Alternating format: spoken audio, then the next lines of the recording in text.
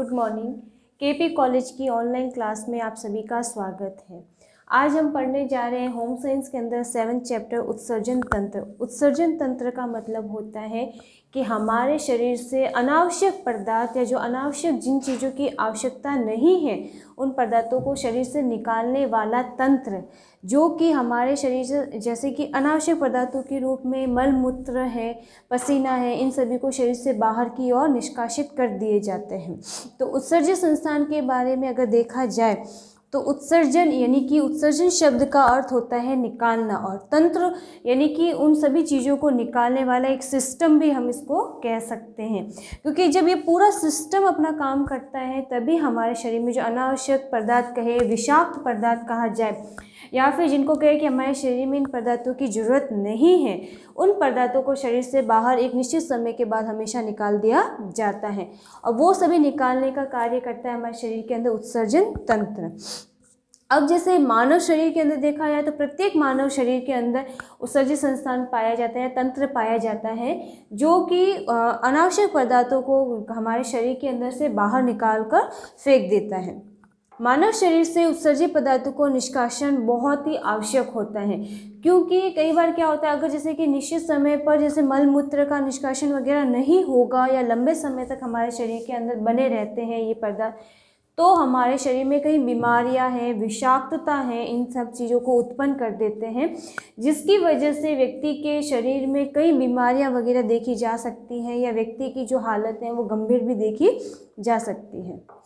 ये उत्सर्जित पदार्थ कार्बन डाइऑक्साइड यानी कि CO2 गैस, यूरिया यानी कि हमारे शरीर से निकलने वाले मूत्र के माध्यम से निकलने वाले यूरिक अम्ल, ये सभी हो सकते हैं। उसके अलावा कुछ खनिज लवण हो सकते हैं, या फिर अतिरिक्त मात्रा में जो हमारे शरीर में जल है, यानी कि हम जो जल हम ग्रहण कर रहे हैं, अगर देखा जाए जो हम जल ग्रहण कर रहे हैं, जितनी हमारे शरीर में उस जल की आवश्यकता होगी उतना तो वो ग्रहण कर लिया जाएगा, लेकिन आवश्यकता से अधिक अगर जल हो जाता है हमारे शरीर में जिनकी आवश्यकता नहीं है, तो उसको वापस हमारे शरीर से बाहर निकाल दिया जाता है।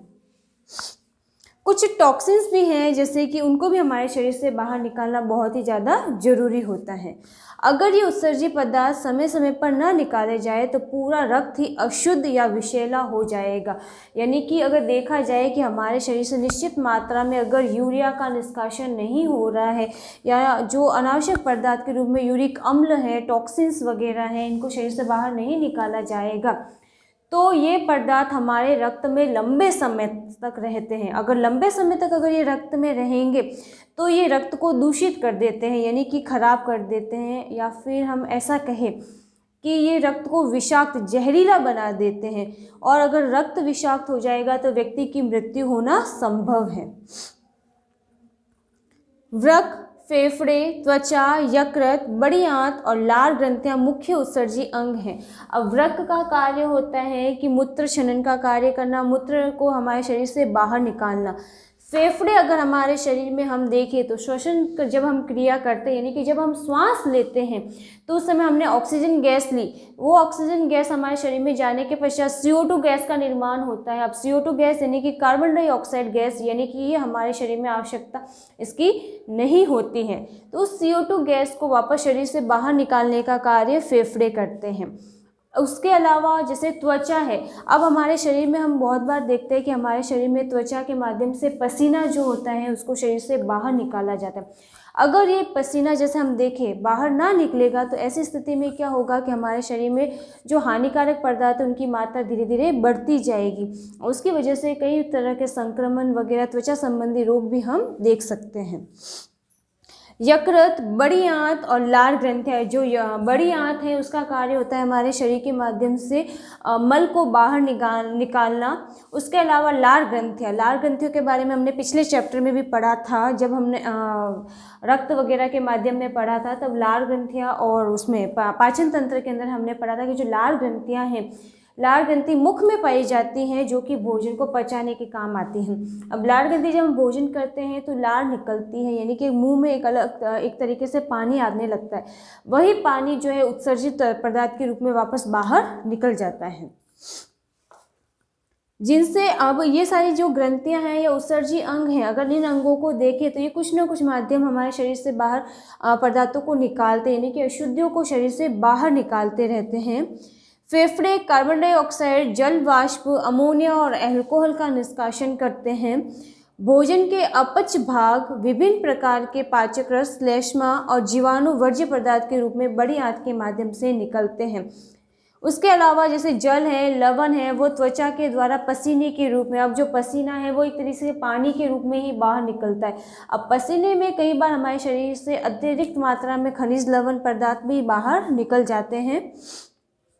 इसके अलावा जो जल, लवण त्वचा के द्वारा पसीने के माध्यम से बाहर आते हैं। यूरिया है, यानी कि जो मूत्र है, मूत्र के माध्यम से कई तरह के यूरिक अम्ल हैं, और उसके अलावा क्रिएटिन के द्वारा जो भी हैं वो सारे के सारे जो जल के रूप में हमारे शरीर से मूत्राशय के माध्यम से बाहर निकाल दिए जाते हैं।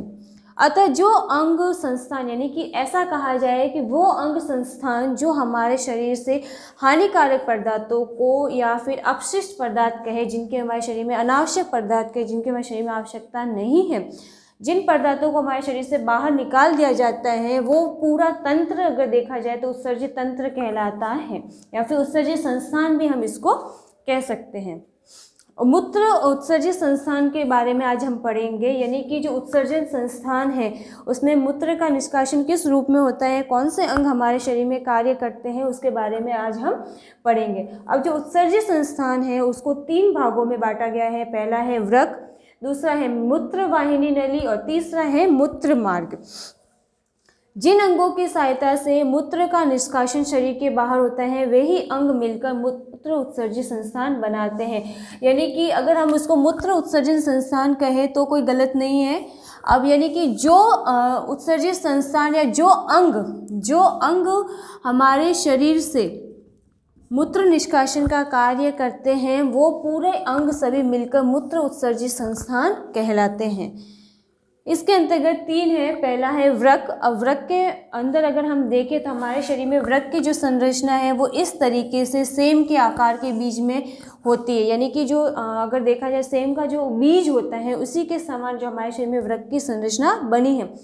और वृक्क जो है इसको किडनी के रूप में भी हम जान सकते हैं। अब ये किडनी हमारे शरीर में 2 होती है, एक दाहिनी तरफ पाई जाती है और एक बाहीं तरफ पाई जाती है, यानी कि इनको 2 जोड़ी किडनी भी कह सकते हैं या 2 जोड़ी वृक्क भी हम इसको कह सकते हैं। 2 जोड़ी यानी कि इनकी संख्या 2 होती है, पहली ये और दूसरी इस तरफ, यानी कि दाएं और बाएं दोनों और ये पाई जाती हैं। इनका कार्य होता है मूत्र का स्रवण करना। अगला जो दूसरा इसमें है मूत्र वाहिनी नली, यानी कि जो मूत्र को ले जाने वाली नलिकाएं हैं वे सभी, ये भी संख्या में 2 होते हैं। ये मूत्र को वृक्क से मूत्राशय तक लाने का कार्य करते हैं, यानी कि मूत्र वाहिनी नली जो हम देख सकते हैं इस तरीके से निकली हुई है। ये नली सीधी की सीधी आकर हमारे मूत्राशय के अंदर खुलती है। ये वाली नली हम कह सकते हैं इधर, तो एक तो ये हो गई और एक दूसरी इधर, यानी कि ये जो दोनों नलियां हैं ये क्या करती हैं, वृक्क से आने वाले मूत्र को मूत्राशय के अंदर लाकर जमा कर देती हैं। और ये जो हिस्सा हमारे शरीर के अंदर का ये पूरा है ये होता है हमारे शरीर में मूत्राशय, यानी कि जहाँ आकर मूत्र जमा हो जाता है। तीसरा इसका भाग जो है उत्सर्जित संस्थान का वो है मूत्र मार्ग। मूत्र मार्ग यानी कि जहाँ से मूत्र का निष्कासन शरीर से बाहर हो जाता है, या फिर ऐसा कहे कि जहाँ से हमारे शरीर से मूत्र को शरीर से बाहर निकाल दिया जाता है। इनकी संख्या 1 होती है। यह मूत्राशय से मूत्र को बाहर उत्सर्जित करते हैं, यानी कि मूत्राशय के ठीक नीचे मूत्र मार्ग कहे या फिर मूत्र द्वार कहे, जहाँ से मूत्र को शरीर से बाहर निकालते हैं। इनकी संख्या हमारे शरीर में 1 रहती है, जिसकी वजह से शरीर से मूत्र को बाहर निकाल दिया जाता है। तो ये तो हमने पढ़ा कि मूत्र उत्सर्जित संस्थान कितने प्रकार के जो क्या है, किस तरीके से कार्य करते हैं, 3 भागों में बटा है। तो उसकी संरचना अभी हमने यहाँ पे समझी। अब हम पढ़ेंगे वृक्क की बनावट, यानी कि ये जो पूरा वृक्क है इसकी बनावट किस रूप में है, हमारे शरीर में कैसे कार्य करता है, इसके बारे में आज हम पढ़ेंगे। वृक्क संख्या में 2 होते हैं। हम देख सकते हैं इधर चित्र के अंदर वृक्क हमारी संख्या में 2 हैं, दाएं और बाएं दोनों ओर पाए जाते हैं।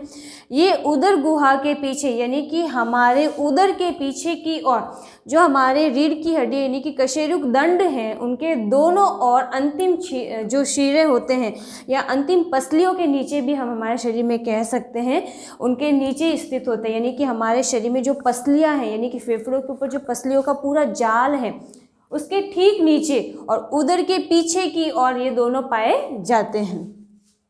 दाहिना वृक्क कुछ आगे और बायां वृक्क कुछ पीछे की ओर होता है। अब इसमें भी ये चीज़ रहती है कि जो दाहिना वृक्क है यानी कि दाएं हाथ की तरफ जो हमारा वृक्क रहता है वो कुछ आगे की ओर होता है यानी कि थोड़ा सा आगे झुका होता है, और जो बाएं हाथ की ओर जो हमारा शरीर में वृक्क होता है वो कुछ पीछे की ओर झुका हुआ रहता है।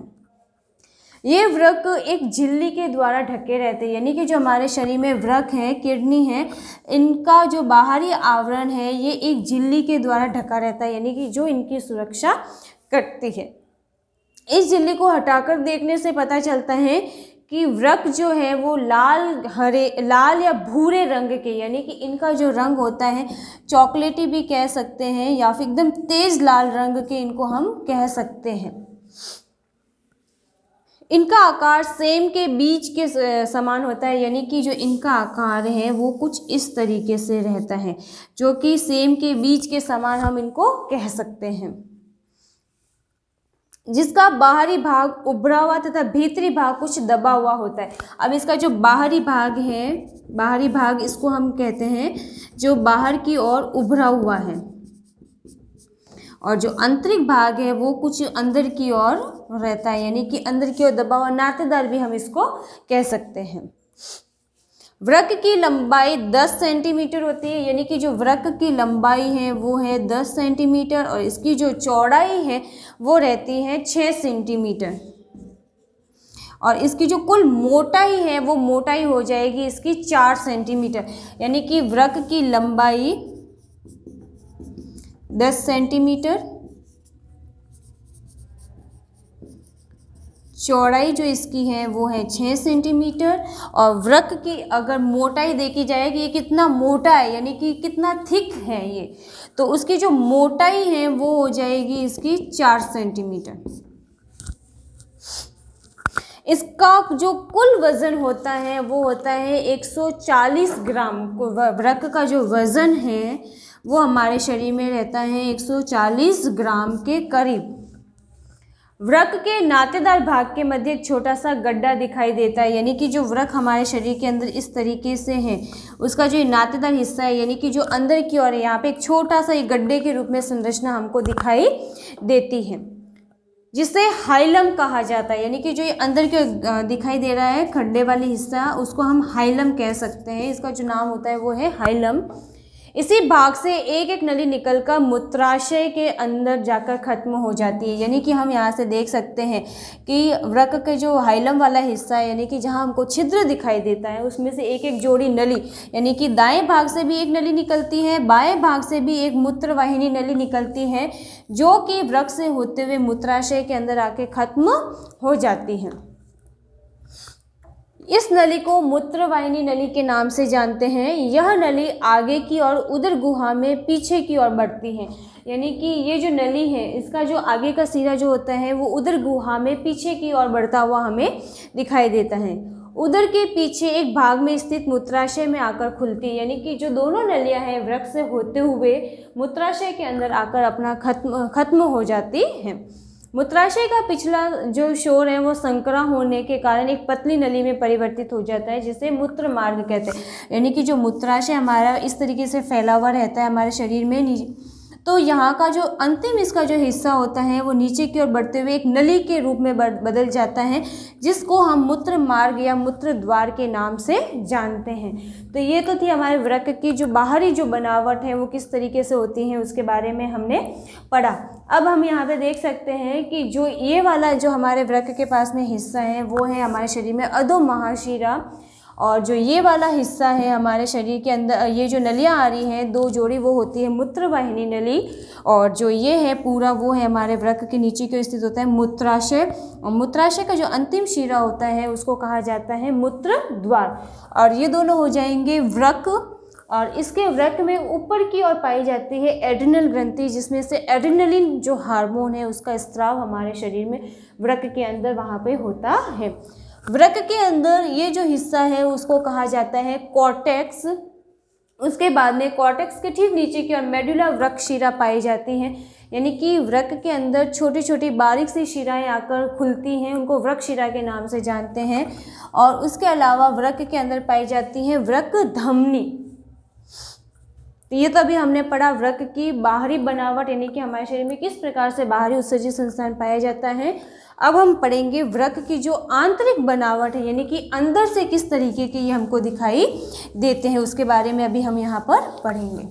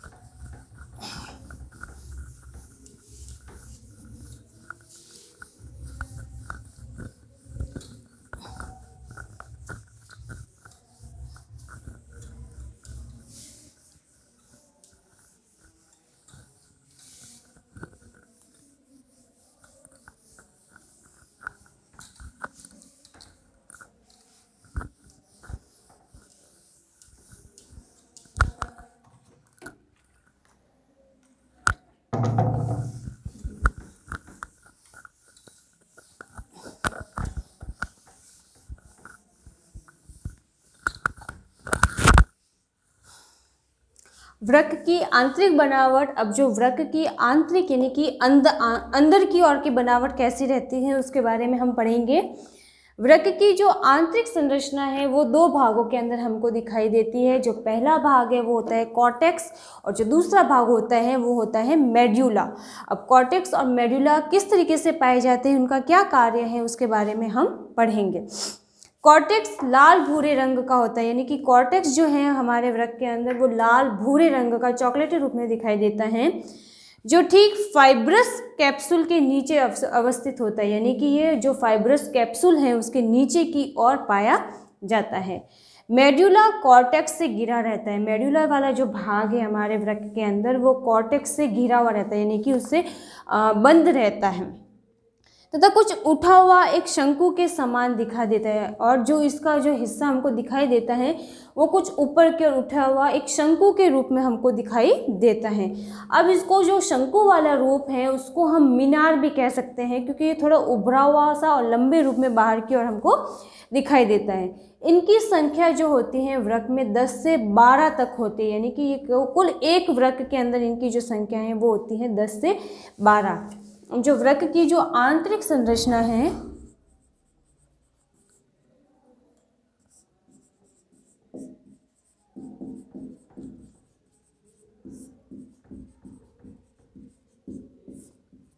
वृक्क जो है आंतरिक रूप में इस तरीके से रहता है।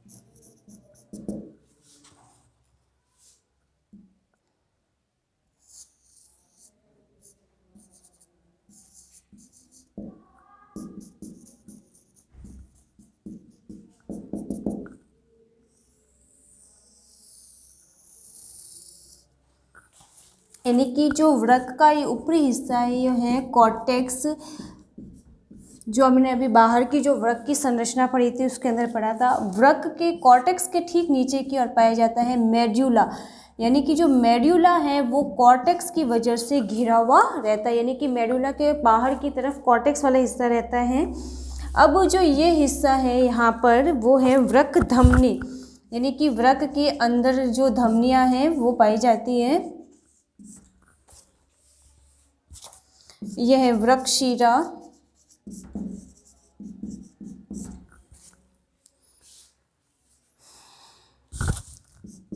मूत्रवाहिनी जो नलियाँ हैं, यानी कि जो मूत्रवाहिनी नली यानी कि जो मूत्र को ले जाने वाली नलियाँ, और इसके अंदर जो इस तरीके से जो पूरे बालों की जो समान संरचना पाई जाती है वो होती है नेफ्रॉन, जो कि मूत्र क्षरण में अपना जो प्रमुख कार्य हैं वो निभाते हैं। अगर हम देखें तो वृक्क जो है एक देखा जाए तो गोलाकार रूप लिए हुए रहता है और थोड़ा सा उभरा हुआ रहता है। अब प्रत्येक वृक्क में लगभग 1 से 2 लाख तक वृक्क नलिकाएं पाई जाती हैं। इसके अंदर जो वृक्क नलिकाओं की जो संख्या है, यानी कि वृक्क के अंदर जो छोटी छोटी नलिकाएं पाई जाती हैं उनकी संख्या होती है 1 से 2 लाख के करीब, यानी कि एक वृक्क के अंदर कम से कम 1 से 2 लाख नलिकाएं पाई जाती है, दूसरे में वापस 1 से 2 लाख नलिकाएं देखी जा सकती हैं। ये वृक्क नलिकाएं वृक्क की सबसे महत्वपूर्ण तथा सूक्ष्म संरचनात्मक क्रियात्मक इकाई हैं। अब यानी कि जो ये वृक्क नलिकाएं हैं इनको संरचनात्मक का मतलब होता है कि जो कि संरचना बनाए या फिर एक निश्चित आकार को देती है, यानी कि इसका एक निश्चित आकार बनाती है। उसके अलावा इसको क्रियात्मक भी कह सकते हैं। क्रियात्मक का मतलब होता है जो कि वृक्क को कार्य करने के लिए आवश्यक होती हैं, कार्य करने में सहायता देती हैं, जिसे नेफ्रॉन कहा जाता है। प्रत्येक नेफ्रॉन जो होते हैं वो कई भागों में बटे हुए रहते हैं, यानी कि जो वृक्क के अंदर इस तरीके की जो संरचना है ये पूरे में फैली हुई रहती है, यानी कि छोटी छोटी नलिकाओं के रूप में है। ये इनको नेफ्रॉन के नाम से जाना जाता है, यानी कि वृक्क नलिकाएं। अब ये जो वृक्क नलिकाएं हैं इनका भी आगे की और जैसे कि कई भाग होते हैं, जैसे पहला है बोमेन कैप्सूल, दूसरा इसका जो भाग रहता है ग्लोमेरुलस, तीसरा इसमें रहता है समीपस्थ कुंडलित भाग, यानी कि जो कुंडली नुमा घिरा हुआ रहता है, एक दूसरे से उलझा हुआ रहता है। फोर्थ जो इसमें है हेनले का लूप रहता है, और फिफ्थ इसमें है दूरस्थ कुंडलित भाग, और सिक्स्थ इसमें होता है संग्रह नलिका। यानी कि सबसे पहले हम पढ़ेंगे बोमेन कैप्सूल के बारे में। यह एक प्याले नुमा संरचना होती है। इसकी गुहिका में रक्त केशिकाओं का एक अत्यंत कुंडलित गुच्छा होता है जिसे ग्लोमेरुलस कहते हैं। यानी कि जो इसकी अगर संरचना बोमेन कैप्सूल की देखी जाए तो प्याले के नुमा, यानी कि इस तरीके से प्याले नुमा इसकी संरचना है, जैसे कि कोई कटोरी नुमा इसकी संरचना हम कह सकते हैं। उस कटोरी नुमा संरचना में कई कुंडलित जैसे कि संरचनाएं पाई जाती हैं। उन कुंडलित संरचनाओं को हम ग्लोमेरुलस के नाम से भी जानते हैं।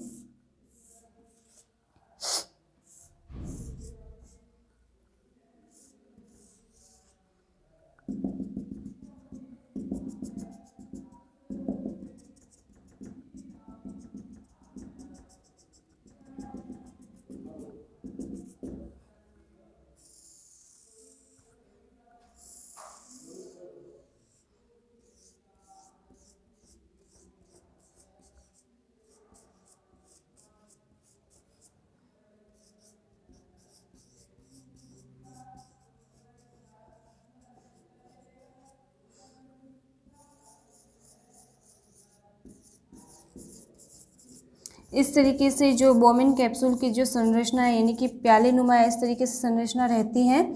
अब जो प्याले नुमा संरचना इसलिए कहा गया है क्योंकि जैसे कि हम कोई बोल देखें या प्याला देखें उसकी तरीके से ये अपने आकार को लिए रहती हैं।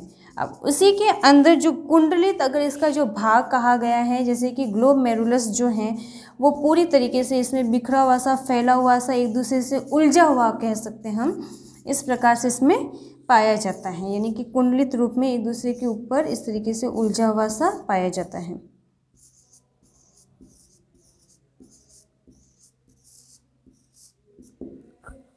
अब अगर देखें तो कॉर्टेक्स में ये जो रहती है हिस्सा वो है रक्त वाहिनियाँ का। रक्त वाहिनियाँ जो रहेगी उनका कार्य है रक्त लाने ले जाने का, रक्त लाने व ले जाने का। अब इसमें जो कुंडलित हिस्सा है इसको कहते हैं ग्लोमेरुलस, और जो ये हिस्सा है वो है नलिकाएं, यानी कि जो ये इस तरीके से जो संरचना है वो पूरी नलिकाओं की रहती है।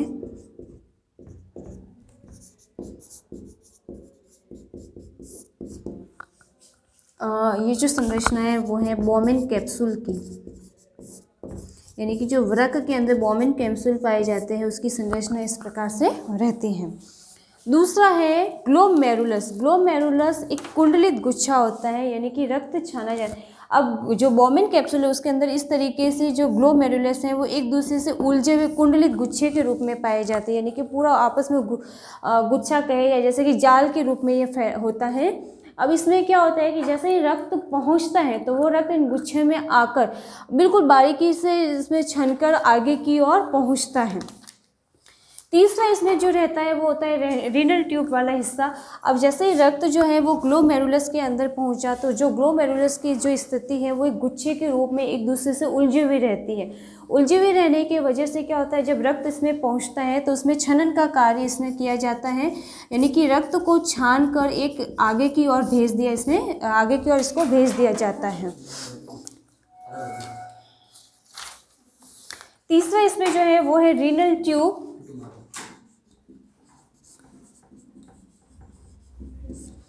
रीनल ट्यूब जो रहती है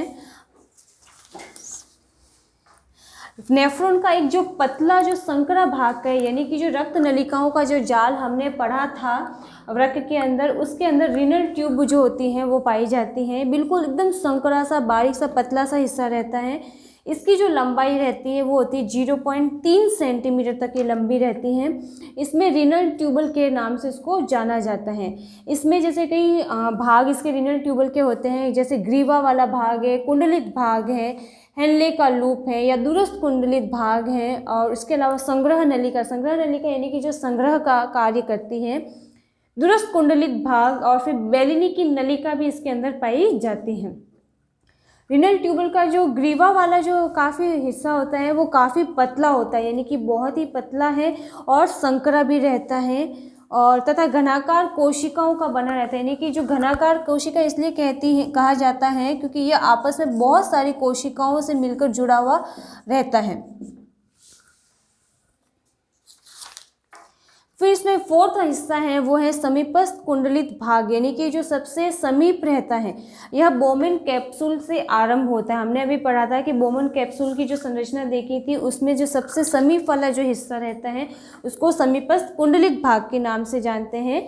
इसकी कोशिकाएं बहुत ही सक्रिय रहती है, यानी कि उत्तेजित रहती है, हमेशा तत्पर रहती हैं, तथा कार्बनिक एनहाइड्रेज तथा नामक एंजाइम का हमेशा स्राव किया इसमें जाता है, जो रक्त को अम्ल और क्षार में संतुलन में मदद करता है। यानी कि जो रक्त की प्रकृति है ना तो अम्लीय बनने देता है ना ही क्षारीय बनने देता है, यानी कि अम्ल और क्षार का जो उसमें जो निश्चित मात्रा को बनाए रखता है ताकि उसमें संतुलन बना रहे। फिफ्थ इसका जो हिस्सा है वो है हेनले का लूप।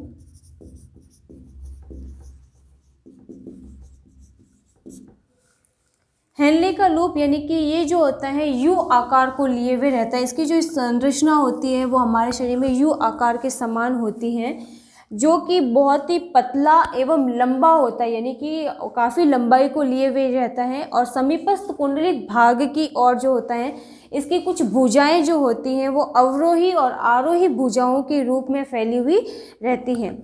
अब ये जो है नेफ्रॉन का सबसे महत्वपूर्ण भाग होता है। नेफ्रॉन जो हमने पढ़ा था कि जो वृक्क नलिका है वृक्क के अंदर फैली हुई रहती है, उसका जो सबसे महत्वपूर्ण भाग होता है वो होता है हेनले का लूप। यहाँ पर बहुत सारे जो पदार्थ होते हैं उसका अवशोषण किया जाता है, यानी कि जो आवश्यक पदार्थ हैं वो वृक्क के अंदर हेनले के लूप के माध्यम से अवशोषित करके जमा कर लिए जाते हैं।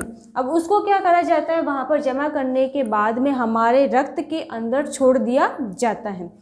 फिर इसका जो सिक्स्थ हिस्सा है वो है दूरस्थ कुंडलित भाग। दूरस्थ यानी कि दूर की ओर जो पाया जाता है ये समीपस्थ जो समीप पाया जा रहा था, और दूरस्थ यानी कि जो दूर की तरफ रहता है।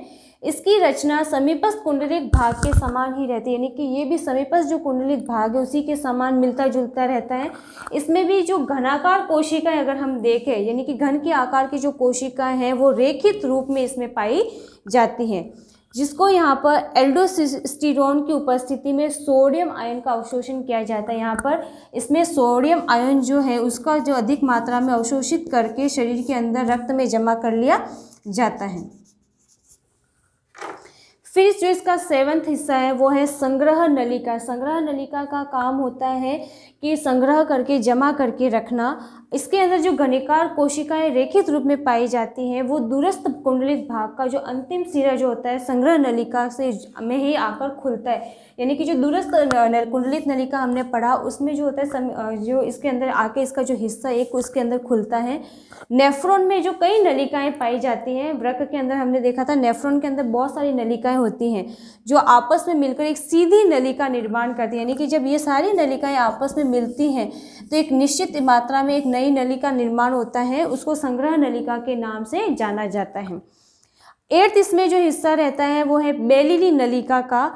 इसका जो निर्माण का कई सीधी नलिकाओं से मिलकर होता है, यानी कि जो बेलिनी नलिका होती है वो बहुत सारी नलिकाओं से आपस में मिलकर एक निश्चित मात्रा में एक नई नलिका का निर्माण करती हैं, जो कि संग्रह नलिकाएं मेडुला के भीतर पिरामिड में आकर खुलती है, यानी कि जो मेडुला वाला हिस्सा है उसके अंदर आकर संग्रह नलिकाएं वगैरह जो है आकर खुलती हैं।